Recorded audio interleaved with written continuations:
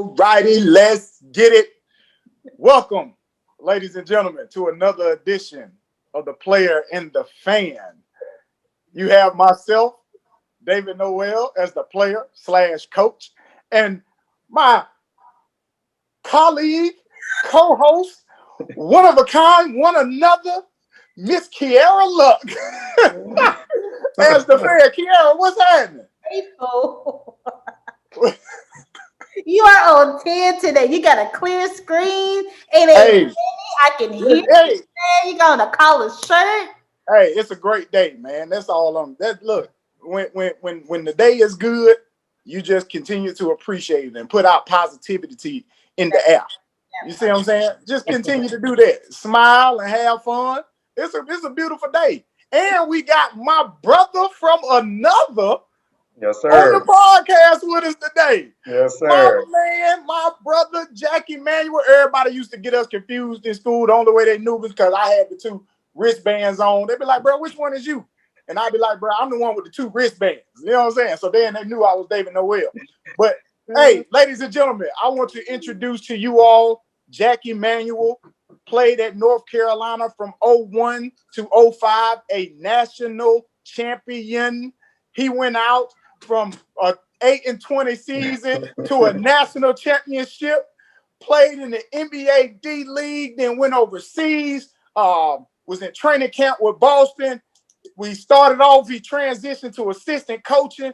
He was the assistant strength coach with UNC. Then he went over to UNCG, where Wes Miller built the powerhouse over there, and he helped Wes Miller build that powerhouse over there, and he just kept it going. Then he moved on to Valparaiso as an assistant coach. Then he went over to UNCW as an assistant coach, and then my man did what? He came back home wifing. So my man, Jackie Manuel, is the, hey, Jack, tell me if I get this wrong. You are the director of recruiting and Player personnel and development. Player personnel and development for the University of North Carolina Tar Heels women's basketball team. Brother, it is a pleasure to have you on The Player and the Fan. We truly thank you for your time. And we just gonna jump right into it. You heard? Let's do it. Let's do it. Thanks for having me. Let's do it. Quierra, what's up, though? Go ahead, Jackie. That was just such an introduction. Please, go ahead. I think my brother said it all. I mean, he didn't leave anything out. That's it, man. That's what I do on the intros, baby. Yeah, he didn't leave anything out. Hey, but speaking of, so we can talk about it right now. Let's do it. Jackie, North Carolina had probably one of their toughest years in a long, long time this year. You being on an 8-20 team in 2001 when you guys came in, how do you compare that season to the season that UNC had this year? Now we speaking men's basketball, correct? Correct. Okay. Probably the same. I'm sure they felt the same way we felt. When were we going to get a win, especially when losing so many close games? At some point, you're hoping for the light at the end of the tunnel, and you don't know when you're going to get that light. Okay. So they ain't sure wasn't no light at the end of that tunnel this year. that light just kept getting further and further away. That was like, hey, where that light go? I know we seen it after Notre Dame, but where that light go? It was tough. It was tough for them. I know exactly how they were feeling. And you go through a stretch where you lose a lot of confidence in your abilities in the team. Like, are we good enough? You start questioning, are you good enough? You know, because you're losing games that you feel like you should win. You know, I watched the Duke game at home.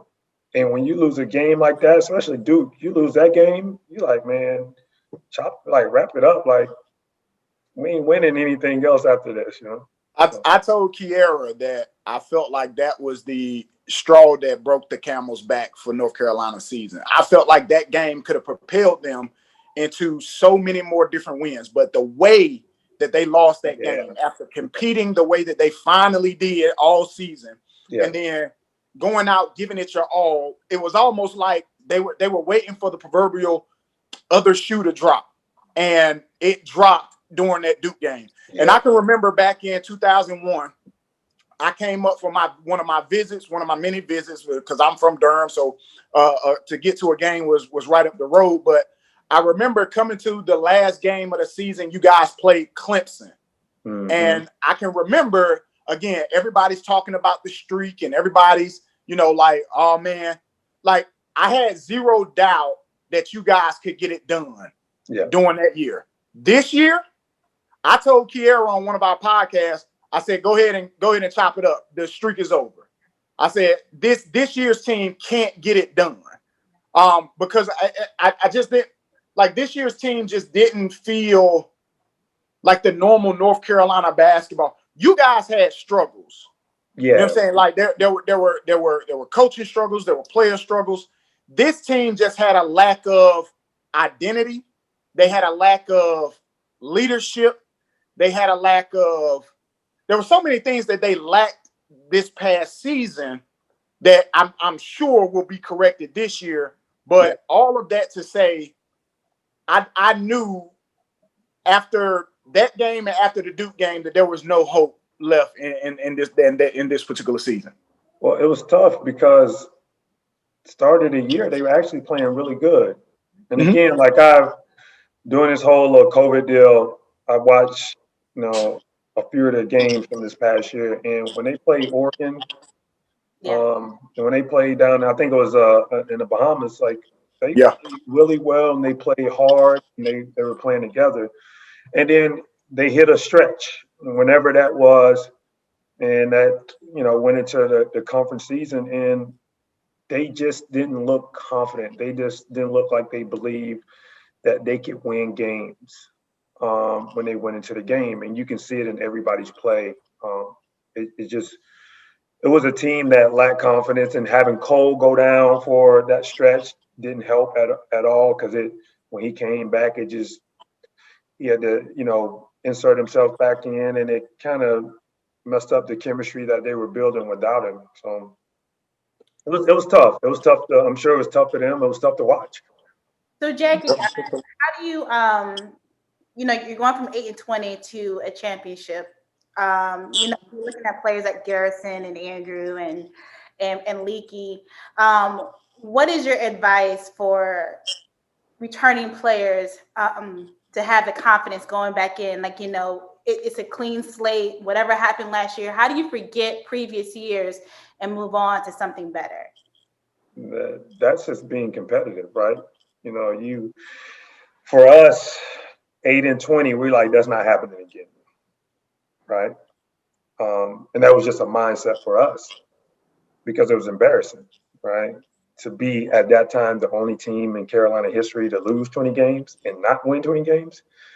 And so we had that just that competitive edge about us.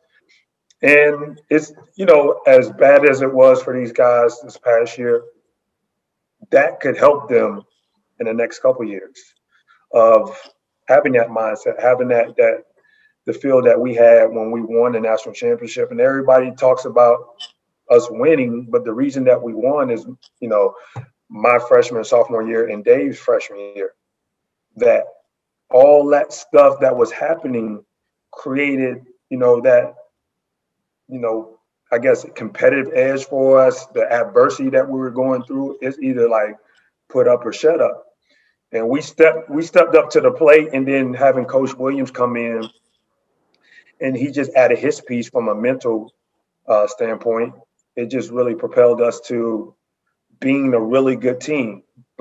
And I think it could be the same way for this team right here, because they got a lot of young pieces coming in that are super talented. So has competition changed since you were playing until now? Have you seen a level of, has competing gotten better, or has competing for show increased, I guess, if that makes sense? Are people for show, instead of like,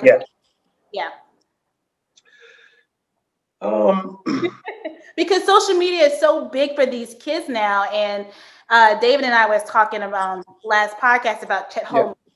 You know, people were talking about why don't we see him on social media? We don't see him, you know, posting videos. And he's like, pandemic. Why does my showcasing equate to how great I am?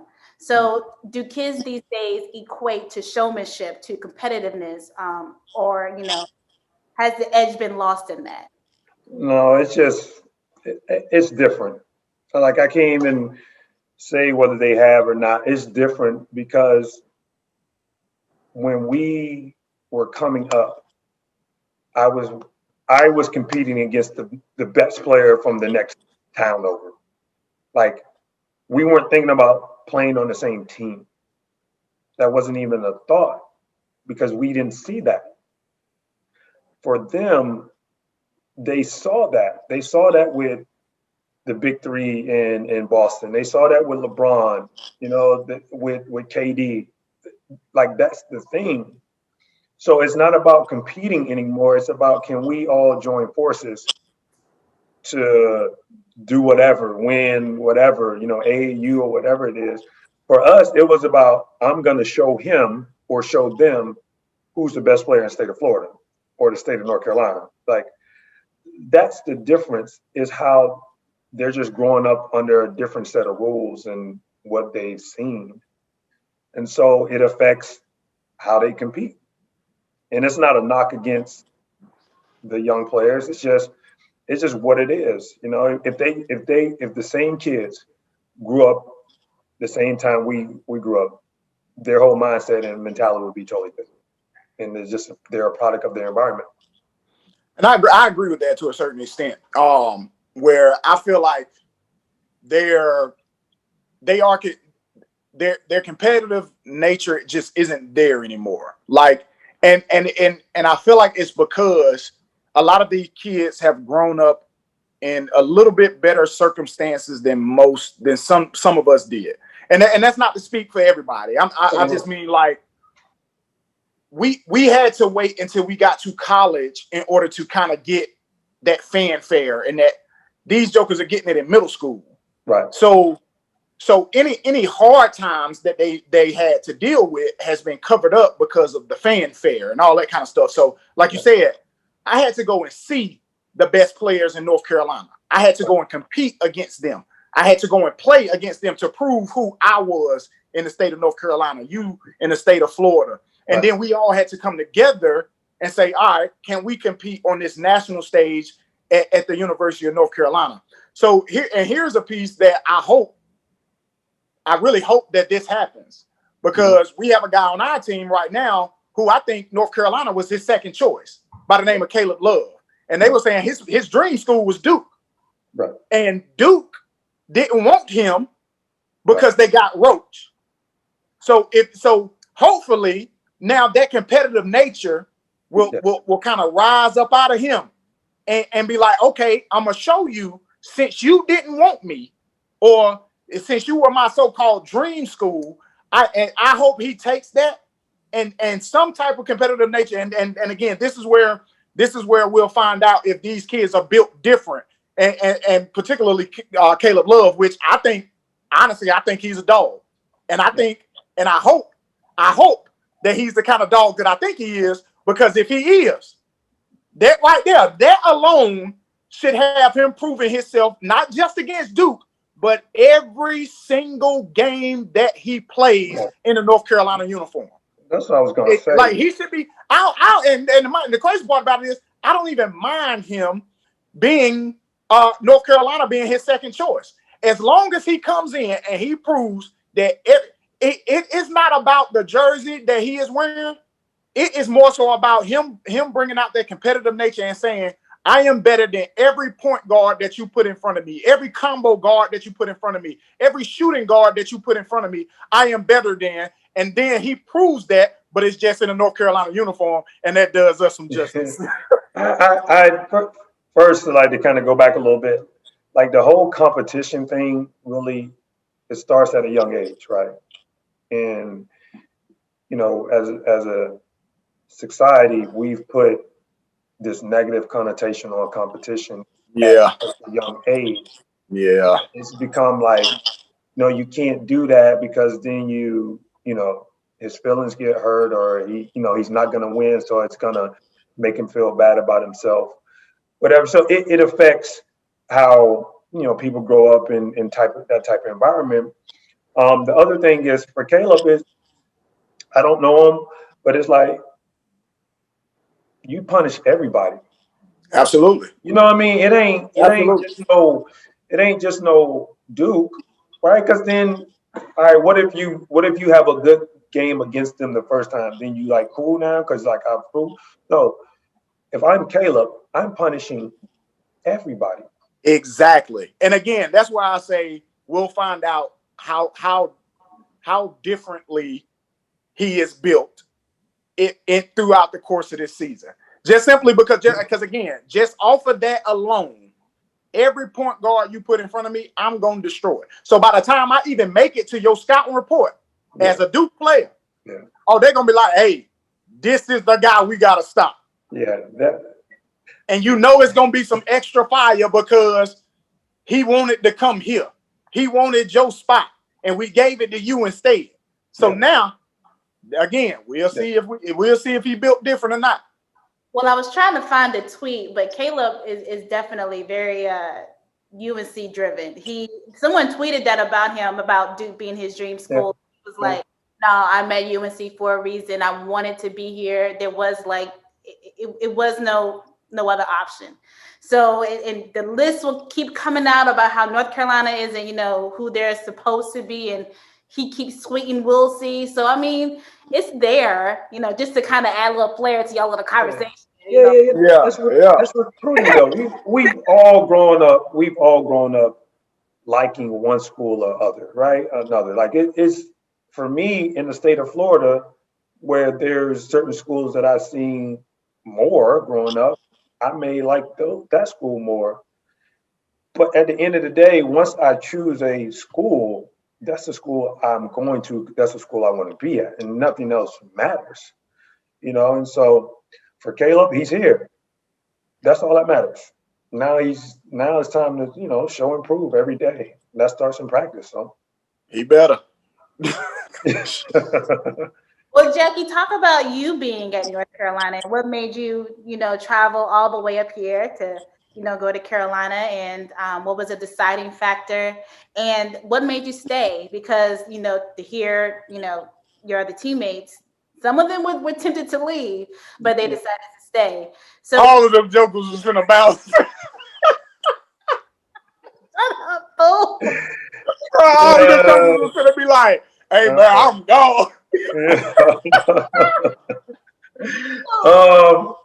So just what made you stay, and and if you want to add in, what that transition was from Coach Doherty to Coach Williams. That's like 3 questions in one. So Well, it was real. My initial recruitment, like early before North Carolina came in the picture, I wanted to go to Miami, and the head coach there was Leonard Hamilton at the time. It was close to home, and I was like, I went on an unofficial visit there, and I'm like, yeah, this is where I want to go. And in Miami, because it was so close, I seen their games on TV all the time, and their program was on the rise. So that was my school. And then when Coach Doherty left Notre Dame and went to North Carolina, and they were recruiting me there in Notre Dame, he called me when he got to North Carolina. I was like,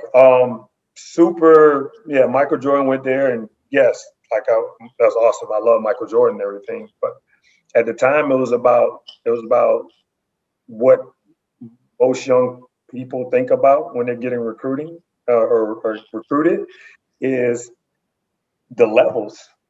Like North Carolina compared to everybody else is a bigger school. And then I was looking at, the only person from the state of Florida that went to North Carolina, only person at the time was Vince Carter. I'm like, I'm going to be in that conversation.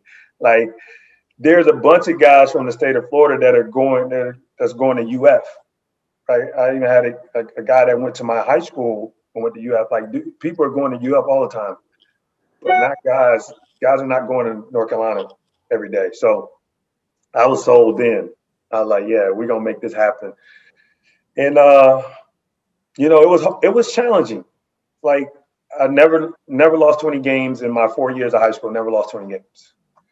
And so to lose 20 games and then to come back the next year and go 19-16 or whatever we went, it was tough. And I honestly, my freshman year, yeah, I thought about leaving. I thought about leaving my freshman year, and I thought about leaving my sophomore year. Like them jokers was gone.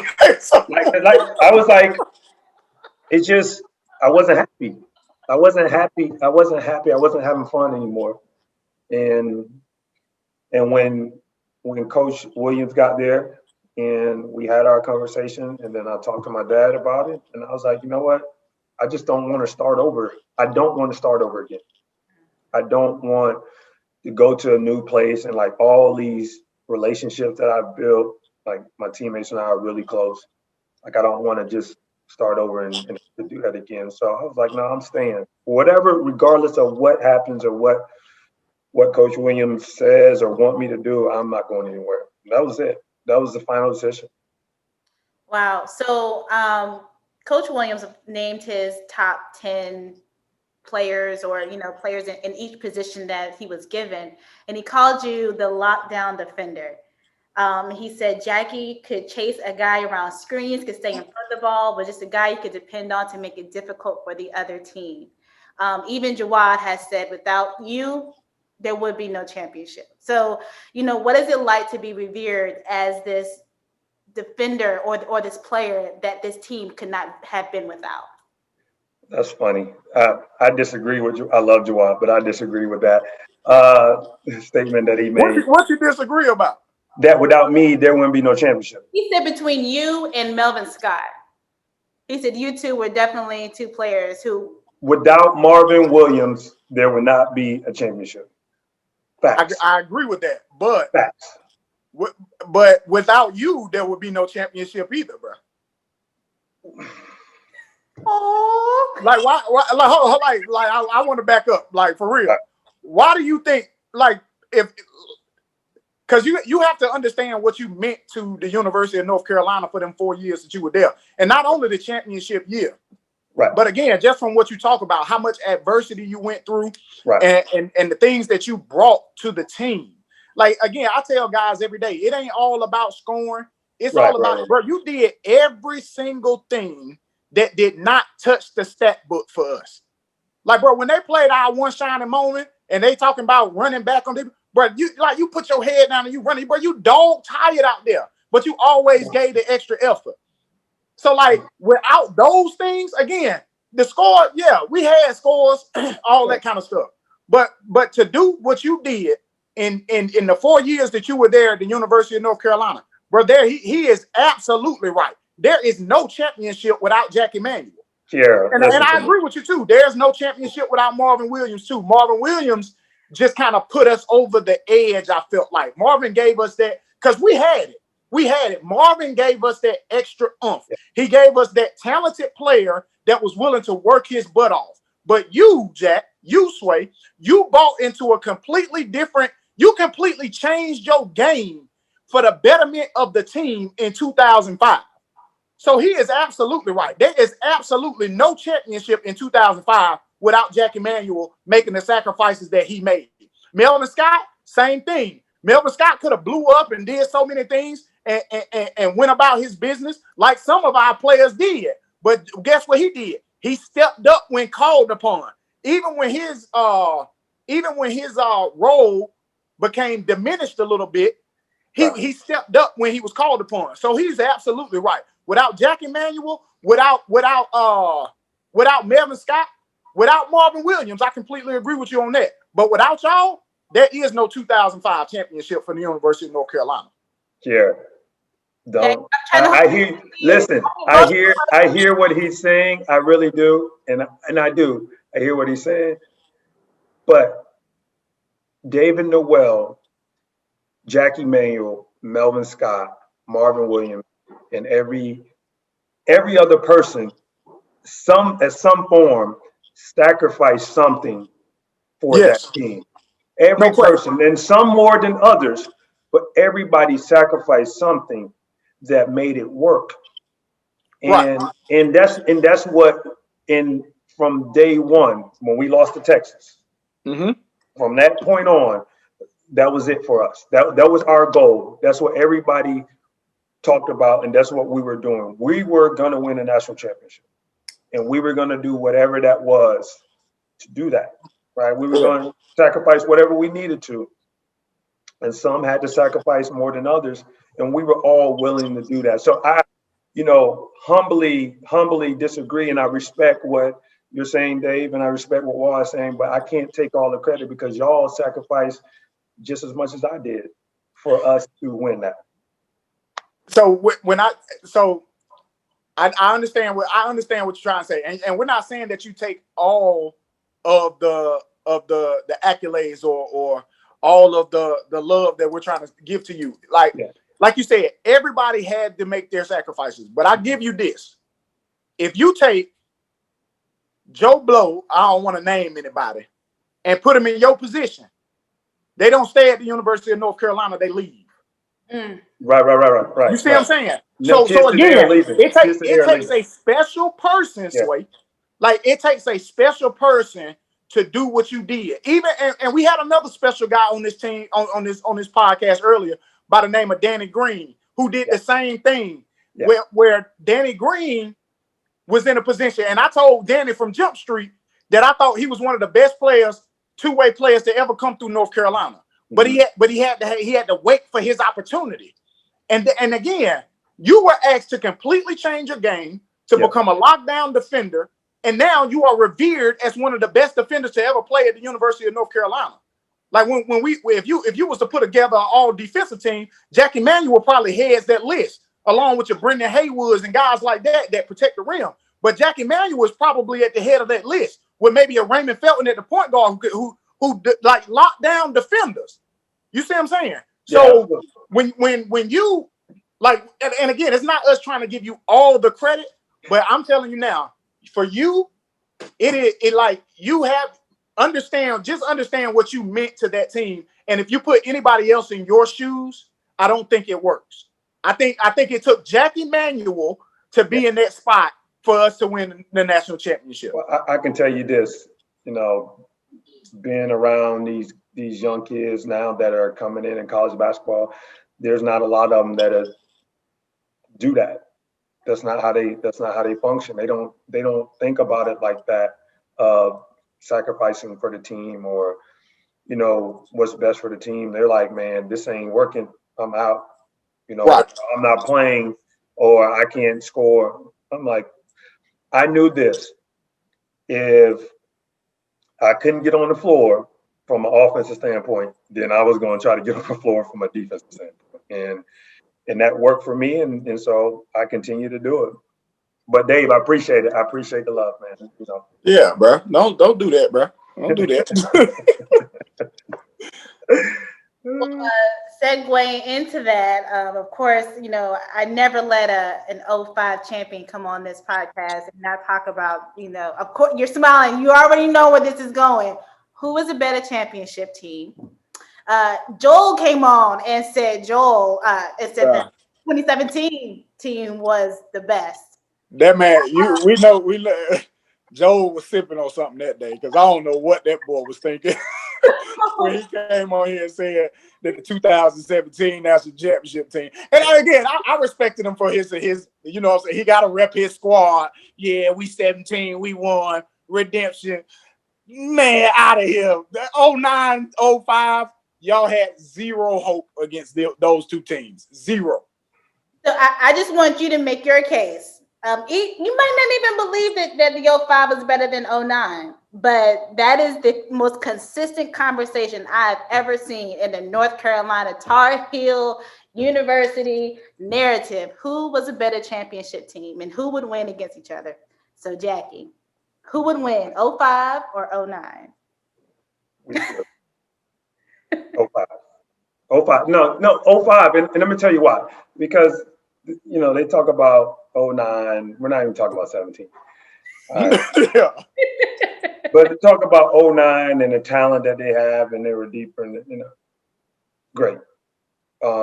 They were talented. They could score the basketball, but we know the game of basketball, from an offensive standpoint, is some nights you can be on, some nights you won't. Right? The putting the ball in the hole is 40-some%, right? 45%, 48%. That's a good percentage for a good team, right? But the difference for us and for them is we defended regardless. And our mentality was totally different. And it's not we were better than them in the sense of like, oh yeah, it was what we went through getting to that point. They did not ever go through that.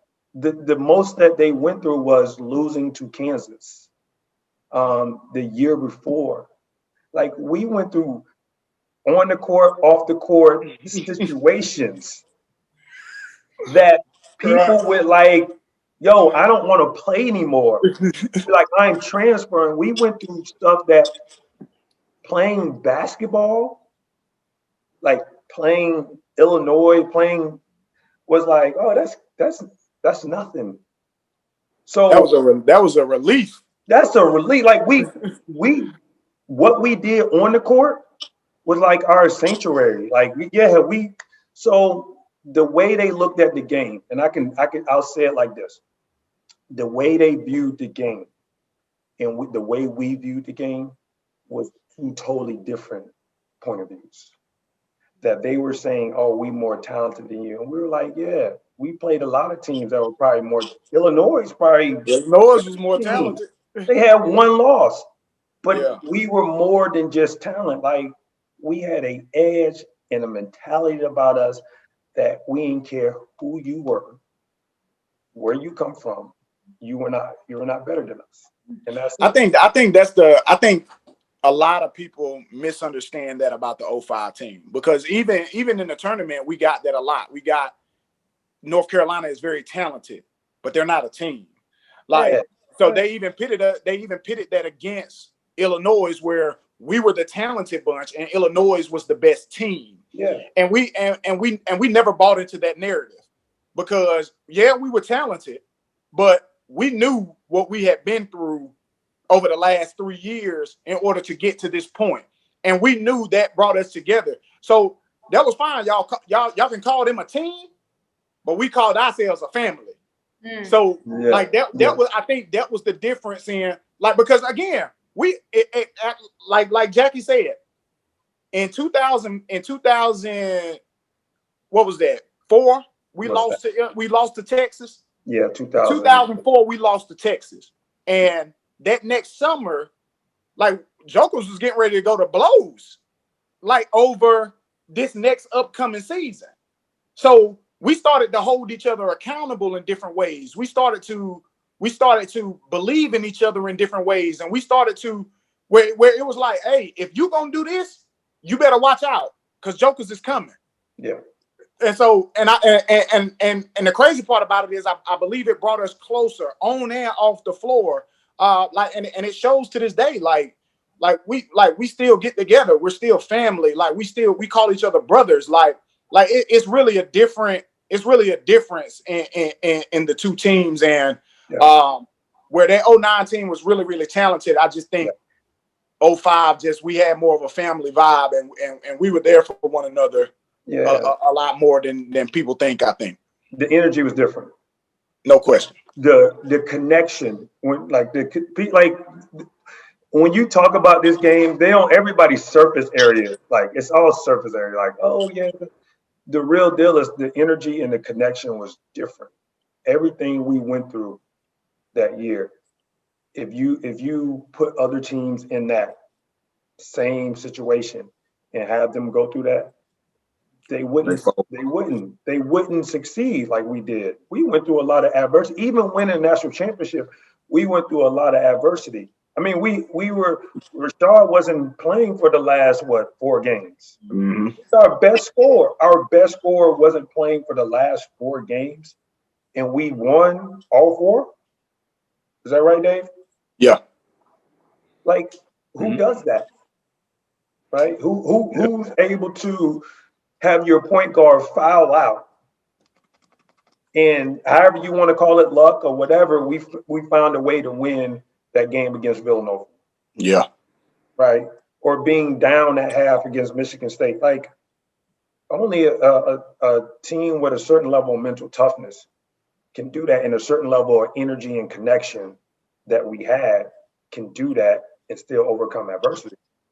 All right, Yeah. Dave, what you say, Dave? Don't even worry, we gonna make it. Like Yeah. that's Don't what even this is. worry. Like he's Don't saying, even worry. he's telling We're gonna everybody, make it. don't we not worry because we know we gonna make it. Like that's what he's telling everybody. And man, like it's crazy to kind of relive all of this stuff with Jackie. Like it's different with Marv and you know you raised, but to relive it with Jackie is a little bit, I think, a little bit special for me, just simply because like we were cut from the same cloth, Yeah. and we took this thing upon ourselves to kind of say, hey, all right, this is what we need to do for this team to succeed, and we did it on a night in and night out basis. But from that, yeah, Sway, talk about now you are a coach. Yeah. And you have transitioned from being a player to the other side of basketball. Talk about your decision to come back home, so to speak, and join the women's program. Coach Courtney over there is doing amazing things. She's bringing in, what is it a top 10 recruiting class this year? Yes, sir. Yeah, see, a top 10 recruiting class this year. So we're off to a good start. What do you see? Because we're used to the women's program being good. Yeah. Really good. With your Ivory Ladders, your Camille Littles, your Latoya Pringles, Sanders now. Like we're used to your Atlanta Larkins, those type of players coming in and having the University of North Carolina women's basketball team set to a pedestal and a high, just as well as the men's program. So talk about what you're learning from Coach Courtney, and the transition from men's side to women's side. Well, you know, we from day one we have love for women's basketball. Right? Yeah, no question. Right. No question. And everything that played for that program and that we're really close with to this day. And so that love hasn't changed. And so when God presented this opportunity for me, there was no doubt in my mind that that's what I wanted to do. And talking to Coach Banghart and just really getting to know her and just her personality and her energy, I was like, man, she's a great person, like a great human being.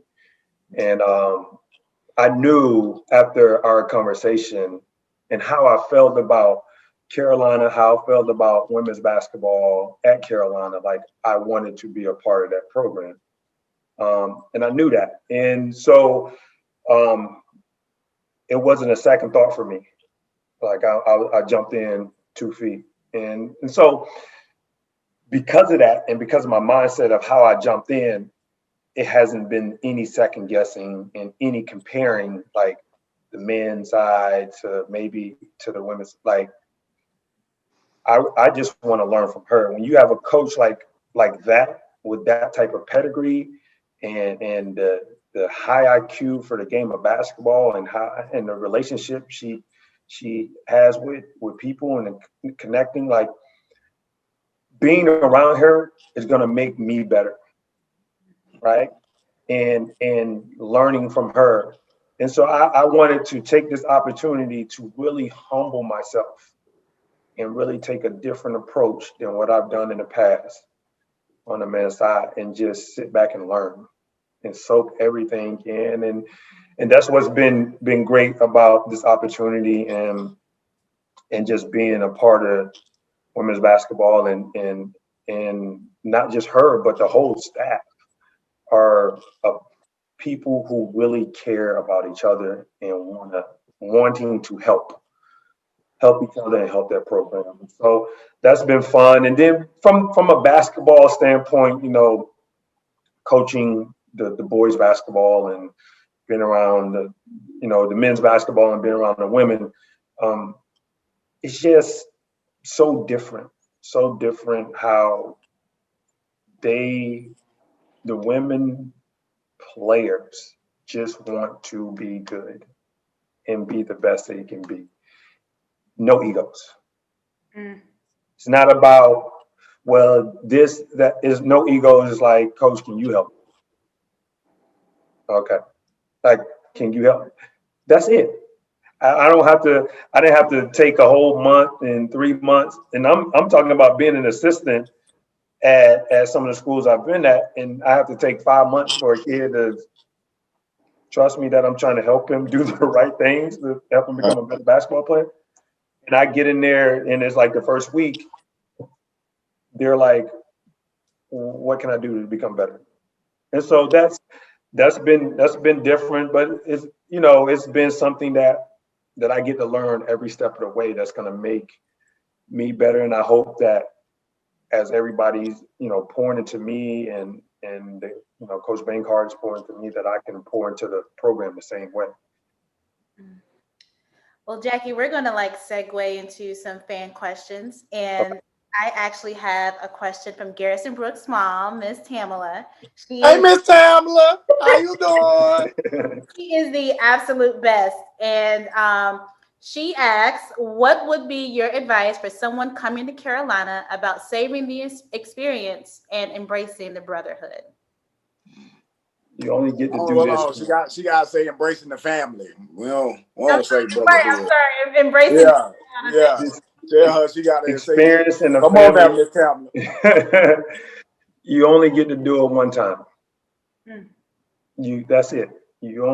We right now to this day talk about, I'll empty my account right now to go back and do it again. And what I'll do from the beginning, everything again, because you just understand how precious it is. It's super precious. You don't get those moments again. I don't get to sit in the locker room with, I guess it was 16, 17, however many players we had on the team at the time. Right. And just have fun with each other and not think about anything else but us being in that moment. Those are moments that these kids don't think about because they're so busy, as we all were, trying to get to the NBA. Yeah. And I want to speak on that a little bit because I completely agree with that. For us, kept going, and again, no matter what school you're at, because everybody's college experience is different. Yeah. But I will say, going to the University of North Carolina was special, not only because of the level that it was, but also because of the people you got to experience that level with. And that could be the same at many other schools, but for the University of North Carolina, we really thrived on this family thing. So many guys came back to pour into us what they had learned from your Dean Smiths, and Coach Guts and your Field Forwards and all those guys. They came back and poured that into us, and then we did the same, and then it just trickled down. So, but those 4 years were so special. Like Jackie said, I would empty my account too to go back to those times, but just simply because they were so precious. And when you appreciate, especially what we were able to do, through the course of that 4 years, and even for me, my senior year was probably more special than that 05 year. I know a lot of people don't really can't really see that because it ended in a national championship, but being able to lead the 06 team and to exceed expectations the way that we did, bro, that was special for me. And honestly, the only thing I might change is I wanted to win the ACC tournament that year. Yeah. That was the only thing, because I was like, man, if we can do this, then we solidified ourselves to be, in the conversations of, some of the great North Carolina teams. We didn't get that done, but at the end of the day, it was so precious of a moment for those 4 years that it's really unfathomable to even try to put into words. Like, it was just, again, appreciating that precious present that we had.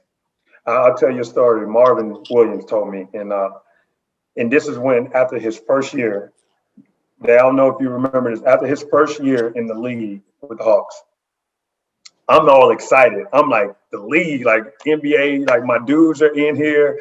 Like, I'm trying to get there. I was like, bro, it's like, how is it? Like, he's like, Jack, for real? Best thing about it is the first and the 15. He's like, but for me, that doesn't even matter. Like, I don't even care about that. And we know Marv. Marv don't even care about that. He's like, it don't even matter. Like, I don't even care.